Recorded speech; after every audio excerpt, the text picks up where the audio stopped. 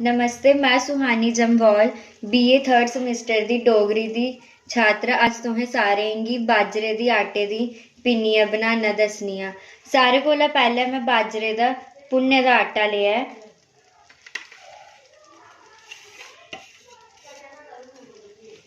ते कन्नै गुंदी फ्राई कीते दा, कन्नै मेवा ऐ थोह्ड़ा जेहा,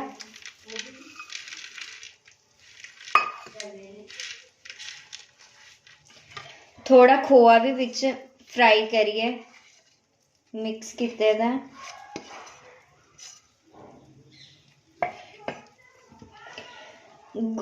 गुड़े दी चानी कन्नै एह्दे च मिट्ठे दा थोड़ा मिक्स करना ऐ।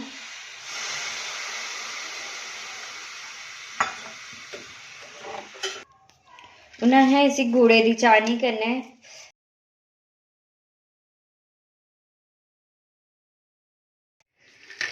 गुड़े दी चानी कन्नै हून इसी शैल मलाई लैना ऐ ते इ'यां करियै हून इसी पिन्नी बट्टनी ऐ। बड़ी नरम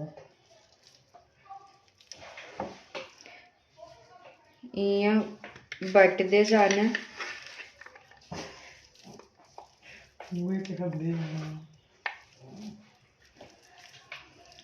साढ़ी पिन्नी बनी। धन्यवाद।